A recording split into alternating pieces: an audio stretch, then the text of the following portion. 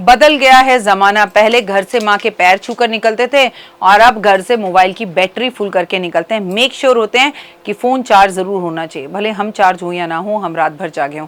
नमस्कार, सुस्वागतम, वेलकम, अभिनंदन। मैं हूं आपके साथ आपकी अपनी हुसैन दोस्त डॉक्टर वायरा की। सुबह की राम राम। कैसे हैं आप? आपका दिन शुभ और मंगल में हो।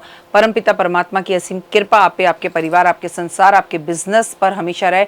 आप मुझे जर्मनी से, फ्रांस से, लंदन, कनाडा, ऑस्ट्रेलिया, यूरोप कहीं से भी देख रहे हो, आप दिन दुगनी और रात चौगनी तरक्की पाएं। जो आज आप सोचें, ओए होए, वो चीज़ें आपके जीवन में मिल जाए। मंगला गौरी के 16 श्रृंगार के बारे में मैं आज आपको बताऊंगी। मंगला गौरी का व्रत वो व्रत होता है जो हम सावन के में पड़ने वाले मंगलवार में रखते हैं। वो 4 मंगलवार पड़े, वो 5 मंगलवार पड़े, इन व्रतों को रखा जाता है और चौथे या 5वें मंगलवार इसका उद्यापन भी कर दिया जाता है। लेकिन मंगला गौरी के इस व्रत में सबसे ज़्यादा महत्वपूर्ण होता है मंगला गौरी के श्रृंगार। श्रृंगार में वो 16 श्रृंगार क्या है और माँ को क्यों पसंद है। अगर आप कुंवारी लड़की हैं और आपका विवाह नहीं हुआ तो भी आपको 16 श्रृंगार माँ को अर्पण करना चाहिए। और ओहे, अगर आप शादीशुदा हैं तो साड़ी वाड़ी पहनकर माँ की पूजा आराधना अर्चना कर तो आपको 16 श्रृंगार खुद भी करना चाहिए और माँ को भी अर्पण करना चाहिए।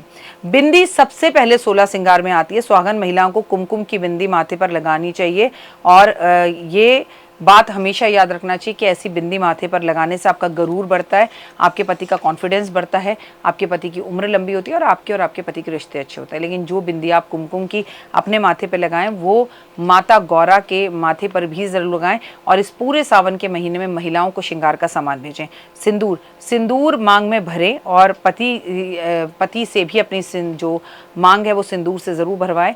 और जब वो आपकी मांग में सिंदूर भरे, आप पैर छूकर उनका आशीर्वाद जरूर लें और माँ मंगला मतलब माँ गौरी, माँ पार्वती की भी मांग जरूर भरें। काजल, काजल अपनी आंखों में लगाने से इससे मंगल दोष खत्म होता है। सबसे बड़ी बात, शनि दोष खत्म होता है और आपकी आंखें भी बहुत खूबसूरत लगती हैं और आपको किसी की नज़र भी नहीं लगती। और माँ गौरा को भी इस सावन में आप एक ज़रूर निश्चित रूप से काजल दें। मेहंदी, मेहंदी तो सावन में आपके हाथ से छूटनी ही नहीं चाहिए।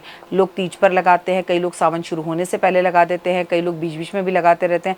खुद भी मेहंदी लगाएं, किसी छोटी बच्ची को भी मेहंदी लगाएं, अपनी सहेली सखियों को भी मेहंदी लगाएं, सुहागनों को मेहंदी लगाएं तो बहुत उत्तम रहेगा। चूड़ियाँ, चूड़ियाँ सुहाग की निशानी होती है और ये आपको खुशखबरी देती है। इसलिए सावन के टाइम पर लाल या हरी चूड़ियाँ, खासकर हरी चूड़ियाँ आपके हाथ से कभी नहीं निकलनी चाहिए और आपको सुहागन महिलाओं को भी चूड़ियाँ देनी चाहिए।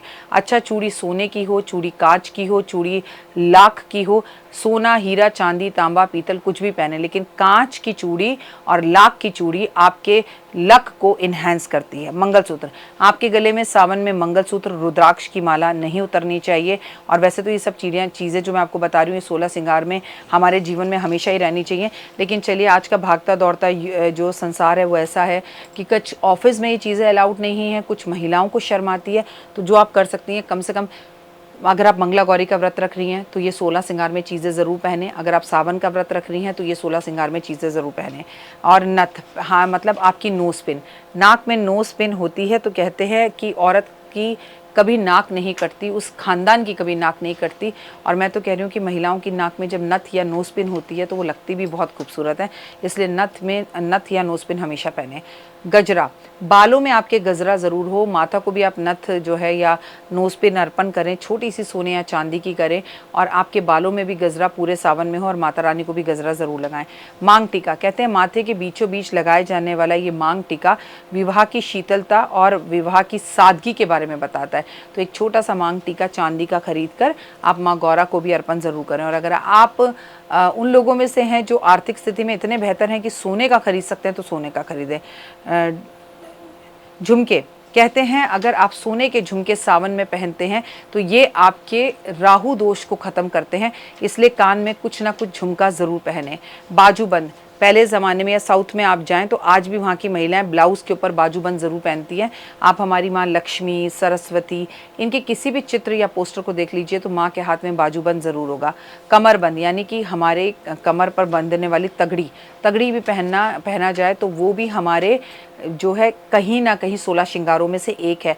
पैरों की बिछुआ, जब महिला पैरों में बिछुआ पहनती है तो उसको हार्ट की बीमारी कभी नहीं होती, वो सीधा हमारे दिल से जुड़ी हुई होती है और बहुत खूबसूरत भी लगती है। लेकिन आजकल फैशन में हो गया है कि कुंवारी लड़कियां भी बिछुआ पहन रही हैं या विधवा औरतें भी अपने पैरों में बिछुआ पहन के रखती हैं, जो कि एक्चुअली गलत है।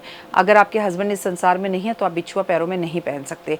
इसके सिवा आपको बिछुआ पैरों से कभी नहीं उतारना चाहिए। पायल, पायल लक्ष्मी का प्रतीक है। जब एक पायल पहनकर छम छम छम करती हुई महिला घर में घूमती है तो यकीन मानिए, वो आपकी छोटी सी बच्ची भी हो, वो घर में घूमती है तो लक्ष्मी के आगमन का आपके जीवन में कहीं ना कहीं एहसास रहता है। अंगूठी, आपकी जब सगाई या मंगनी होती है तो आपके पतिदेव आपको एक अंगूठी पहनाते हैं जिससे आप दोनों का संबंध जुड़ता है, वो अंगूठी आपके हाथ में ज़रूर होनी चाहिए। उपटन, कहते हैं श्रृंगार करते वक्त मंगला गौरी के व्रत में 16वीं जो चीज़ है वो उपटन। जब महिला स्नान करे तो गंगा जल, गुलाब जल और उपटन मिलाकर अगर स्नान करे, उसमें एक बूंद तेल डाल ले, और हालांकि तेल लगाना सावन में अलाउ नहीं होता, लेकिन आजकल फ्रेगनेंस वाले ऑयल भी आते हैं, या आप ऑयल छोड़ दें, गुलाब जल और उपटन लेकर अगर आप स्नान करें तो वो भी आपके 16 श्रृंगारों में आता है। क्योंकि पहले ज़माने की महिलाएं जो थीं वो किसी भी तरह से साबुन का इस्तेमाल नहीं करती थी, वो उपटन और बेसन से ही नहाया करती थी। इससे आपका गुरु ग्रह बहुत अच्छा होता है। उम्मीद है आपको ये मंगला गौरी के 16 श्रृंगार के बारे में मेरी बात ज़रूर समझ में आई होगी। फिलहाल दीजिए इजाज़त। नमस्कार, जय माता दी।